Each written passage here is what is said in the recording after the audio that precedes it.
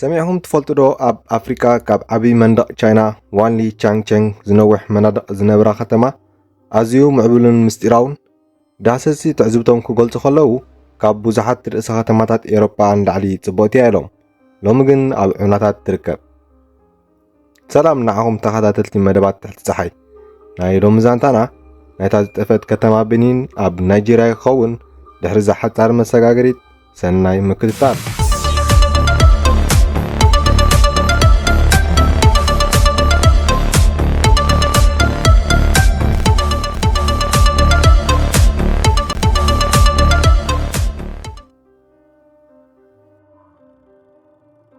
نبغسي نكسنت بنين دارغا شح عمت دحريت زملس كوينو ابزي لومي دباو نيجيريا زنبر حزبي اردو اب حرشان هادنن كومون بيده طبب تمسرته حبرتسب يهانيصو اب مبل 11 زمن اب تحت اتوم ببوليتيكاو سلطان تراي زيكونس بمنفساو سلطان ون زغزو اوباس تبايلوم زفلطو نغستات تطنيفاو نبرو بنين كتما تراي نبرتن رئيسا زخالت منغسيا نيرا مستي دلرن زتودبن حزبا ኣብ ልብቶም ህዝቢ ዝኣተወት ከተማ በኒን ህዝቢ እርዶን ምሕላዋ ገዚፍ መናድቕን ጎናጉድን ካንድ ጀመረ እዚኦም ተራ መከላኸሊታት ኣነበሩን እኳ ደኣ ን16,000 ኪሎ ሜትር ዝዝርጋሕ ገለ ክፋላት ክሳብ 20 ሜትሮ ዝበፅሕ ቁመት ዝነበረ ኮይኑ ብሓባር ልዕሊ 6,500 ትርቢዒት ኪሎ ሜትር ስፍሓት ዝሓቆፈ እዩ ሓደ እዋን እቲ ዓቢ እንግሊዛዊ ዳህሳሲ ፍሬድሪክ ሉጋርድ ቅድሚ ዘመናዊ ዘመን ዝተሃንጸ ዝዓበየ ዕየመሬት ኢሉ ፀዊዕዎ ነይሩ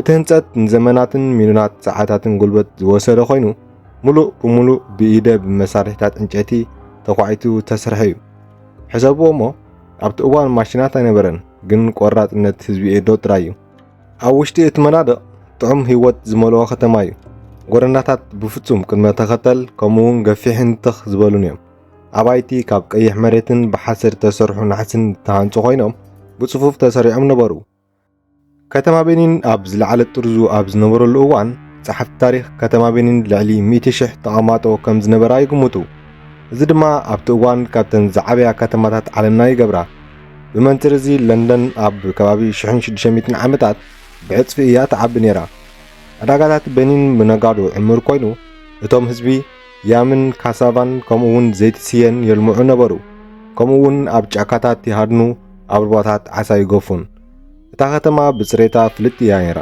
በጻሕቲ መብዛሕትኡ ግዜ ቤኒን ካብ ብዙሓት ከተማታት ኤሮጳ ዝያዳ ውዱብ ምዃኑ ይጽሕፉ ነበሩ ህዝቢ ኤዶ ነገስቶም ኦባስ ብኣማልኽቲ ከም ዝተመርፁ ይኣምኑ ነበሩ ኦባ ገዛ ጥራይ ዘይኮነ መንፈሳዊ መራሒ እውን እዩ ነይሩ ንህዝቢ ምስ ኣቦታቱን ምስ ኣማልኽትን ይራኸብ ከም ዝነበረ ይዝሕበር ሃይማኖት ኣብ ዙርያ ኣምልኾ ናይቲ ልዑል ኣምላኽ ኦሳንቡዋ ማለት ብቋንቋ ኤዶ ልዑል ኣምላኽ ወይ ኩሉ ዝኽእል ኣምላኽ ማለት እዩ ኣብ ባህላዊ ሃይማኖታዊ ህዝቢ ኤዶ ንላዕለዋይ ፈጣሪ እውን ዝውክል እዩ ንኽልቲኡ ስጋዊ ዓለም ከምኡውን ነቲ ዘይርአ ዓለም መናፍስቲ ዝፈጠረ መለኮታዊ ንጉስ ኮይኑ ይርአ ኣቦ ካልኦት ኣማልኽቲ እውን እዩ ንሳቶም ድማ መበቆላውያን ገዛእቲ ከም በዓል ቤኒን ዝኣመሰሉ ቦታታት እዮም እቲ ቃል ናብ ኦሳ እውን ተሓፂሩ ኣሎ እዚ ድማ ኣብ ብዙሓት ኣስማት ኤዶ ይርከብ ከም ኦ ሶሳ ማለት ሰናይ ኣምላኽ ወይ ህያብ ማለት እዩ እቲ መናድቕ ንባዕሉ መንፈሳዊ ሓይሊ ሒዙ ነታ መንግስቲ ካብ ወረርቲ ጥራይ ዘይኮነ ካብ መርገም እኩይ ሓይልታት ከም ዝከላኸለላ ይንገር ምናልባት እቲ ኣዝዩ ምስጢራውን ጽቡቕን ክፋል ቤኒን ስነ ጥበባ ክኸውን ይኽእል እዩ ህዝቢ ኤዶ ኪላታት ስራሕቲ ሓፂን እዮም ነይሮም ካብ ቅድሚ ሕጂ ዝተረኣየ ዝተሓላለኸ ናይ ኣስራዚ ጽላትን ሓወልትታትን መሸፈኒ ኣፍን ኣፍንጫን ፈጢሮም እዮም እዚኦም ኣስራዚታት ታሪኽ ናይ ነገስታት ከምኡውን ንጉሳዊ ቤተ መንግስቲ ዘስልሙ እዮም እቲ ክእለት ኣዝዩ ምዕቡል ስለ ዝነበረ ምሁራት ኤሮጳ ኣብ ኣፍሪካ ከም ተሰርሑ ከኣምኑ ይከኣሉን ከምኡውን ገለ ካብቶም ዓበይቲ ስንቀ ስልጣን ኣፍሪካ ኮይኖም ይቖፅሉ ኣለዉ ኣብ መበል 15 ዘመን ፖርቱጋላውያን ነጋዶ ናብ ቤኒን ቀላቀሉ ጀመሩ ጠበንጃን ጨርቅን ኣልኮላዊ መስተን ምስ ስኒ ሓርማዝን በርበረን ከምኡውን ምስቶም ድሒሮም ዝነበሩ ባሮት ቤኒን ይለዋወጡ ነበሩ ኦባስ ንንግዲ ብጥንቃቐ ይቆጻጽርዎ ነይሮም ኤሮጳውያን ከም ካልኦት ክፋላት ኣፍሪካ ብናጽነት ክኣትውን ክወጹን ኣይፍቀደሎምን እዩ ቤኒን ነቲ ቃል ክትእዝዝ ሓያላ ነይራ ንዘመናት ድማ እታ ከተማ ብልጽግትን ሓይላ እንዳዓበየን ስነ ጥበባ እንዳሰሰነን ከደ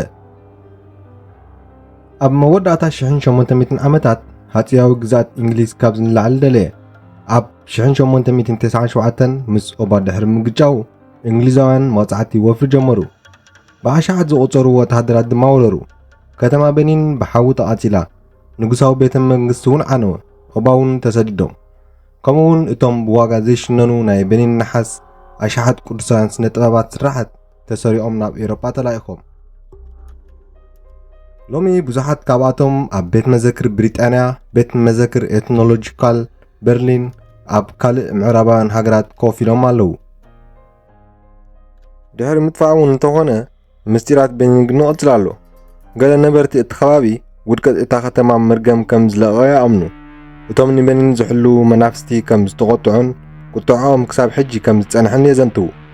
ተመራመርቲ ስነ ጥንቲ ከምዚ ዝኣመሰለ ገዚፍ ህንጻ ብኸመይ ከም እተሃንጸ ንምርዳእ ገና ተረፍ መረፍ እቲ መናድቕ ይቐልዑ ኣለዉ። ዩኔስኮ ሓደ ካብቶም ዓበይቲ ሰብኣዊ ዓወታት ምዃኑ ኣፍልጦ ሂብዎ ኣሎ። ሰባት ድማ ክሳብ ሕጂ ይሓቱ ዳርጋ ካብ ዝኾነ ግዜያ ዝዓበየት ከምዚ ዝበለት ዓባይ ከተማ ከመይ ኢላ እያ ካብ መጽሓፍቲ ታሪክ ክትጠፍእ ትኽእል? ስለዚ ተኸታተልቲ መደባት ትሕቲ ፀሓይ ነዚ ታሪክና ናብታ ዝጠፍአት ከተማ ቤኒን ክንዓጽዎ ከለና ታሪክ ካብ መጽሓፍ ጥራይ ከም ዘይፀሓፍ ኣይትረስዑ። ሓደ ግዜ ኣብ ምድሪ ይቕበር፣ ኣብ ኣፈ ታሪክ ሕሹኽ ይበሃል፣ ወይ ድማ ኣብ መላእ ዓለም ፋሒሉ ኣብ ዝተሰርቁ ሃብቲ ይርከብ። መናድቕ ቤኒን ተሰባቢሩ ክኸውን ይኽእል እዩ፣ መንፈሳ ግን ክሳብ ሕጂ ይነብር ኣሎ። ኣብ ስነ ጥበብ፣ ባህሊ ከምኡውን ድምፂ ህዝቢ የዶ። ስለዚ እንታይ ትብሉ? ቤኒን መንግስቲ ጥራይ ድያ ነይራ ወይስ ካብኡ ዝዓቢ ነገር ነይርዋ እዩ? ገና ኣብ ትሕቲ ፀሓይ ኣፍሪቃ ክፍታሕ ዝፅበ ዘሎ ምስጢር። ክልስ ሓሳብኩም ኣብ ኮመንት ፍሉጥና። ከምኡውን ኣብ ትሕቲ ፀሓይ ዝመጽእ ተወሳኺ ሓቀኛ ምስጢራዊ ዛንታታትን ዘይተፈትሑ ግድላትን ንምክትታል ኣብ ትሕቲ ፀሓይ ሳብስክራይብ ምግባር ኣይትረስዑ። ንምክትታልኩም እናመስገንና ኣብ ቀጻሊ መደብ ይራኸበና። ድሓን ኩኑ።